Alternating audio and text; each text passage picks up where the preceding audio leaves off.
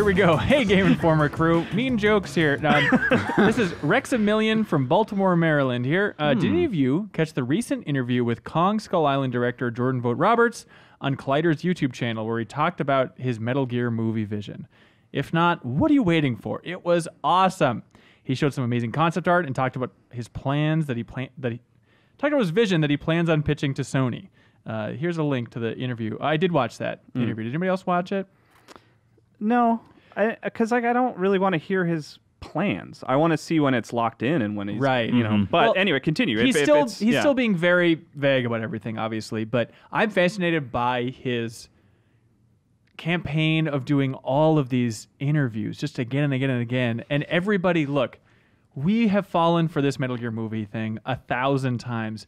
Hollywood is the worst place on earth. It is the least surefire bet. Everything's rickety. Everything's going to fall apart 6 times before it even has the potential to being greenlit. Like, don't think that this Metal Gear Solid movie is going to happen. I would put it personally about a 20% chance. That was the number I was going to say. Really, 20%? Yeah, I was going to say 20, 25, something like that. Because they're at a point now, which is nice that like in this Collider video, like he does emphasize where they're at. And where they're at is first draft of the script, and then they're pitching it to Sony. So this is like pre-stage 0 of the Metal Gear Solid movie. Everyone just thinks that it's happening because he won't stop doing interviews about it because he's excited about it. And imagine, strategically, he's just trying to build up buzz to show then some sort of data points to Sony about like, look at the Google Trends for Metal Gear Solid movie. People are jonesing for it. I keep doing interviews somehow. How weird would it be if Sony ended up making a Metal Gear Solid game after Kojima left Konami to go to Sony?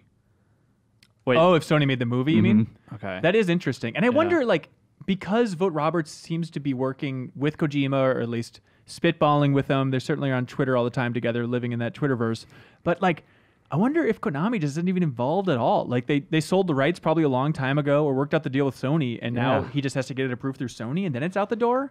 I guess. It's possible. I mean, licensing is such a mess. Like, it's confusing. But, like, he says in that interview that he's like, hey, I'm fighting for it. I'm going to keep fighting for it all my life. So it's still being fought for. Very early stages of being fought for. A couple things going well for it. Kong Skull Island, I think, did pretty well in the box office. The first draft of the screenplay was written by Derek Connolly, who wrote the Jurassic World films, which, say what you will about the writing of those films. I have a lot of thoughts. But, like, they have made $1 gazillion. So not the worst talent to be attached for writing your screenplay. And the other things, it's like, I like his concept of where he says that, you know, everyone worries about Metal Gear being too insane and too wacky, and he's like, we have to lean into it. And and so it seems like he's hinting that it's going to be a parallel story between Big Boss, kind of 3 story and 1 story, and kind of jumping back and forth in the timeline to show like the cycle of pain for these soldiers and all that stuff, which is like, all right, that feels Metal Gear. He could do it. Do they get Kiefer to be Snake? No, not him, not Roberts. No. To be clear, like I want to see his Metal Gear movie. Like I really want that movie to exist. But until it's like locked in, I'm hesitant to really kind of hear his pitch. You know, but I really want to see that movie be made, and I want to see him make it. Man, I feel like I'm on the other side of that because I could easily go my entire life without seeing that movie just because like if it came out, you wouldn't see it. I would see it, but like I'm not like, oh man, I really hope they make that Metal Gear movie just because like I think I'm really over the idea of like video game movies being in any way like good, just because like I have very little hope that it would be like, wow, this is the exact Metal Gear movie I wanted. Like I would be curious to see it, but it's like I don't need a movie to be made to justify like now my favorite franchise has finally made it to the big time. Like that, I feel like that was sort of the case a long time ago when like stuff like the BioShock movie was first announced, and Gore Verbinski. Yeah, I think a lot of it comes from people want to see their favorite franchises represented on a medium that they feel is bigger. Why than do you games. think that? What do they get out of it?